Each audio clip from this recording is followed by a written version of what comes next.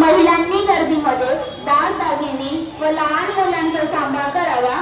तुमच्या कुठल्याही वस्तू चोरीला जाणार नाही याची काळजी घ्यावी. महिलांनी गर्दीमध्ये दागदागिने व लहान मुलांचा सांभाळ करावा. तुमच्या कुठल्याही वस्तू चोरीला जाणार नाही याची काळजी घ्यावी.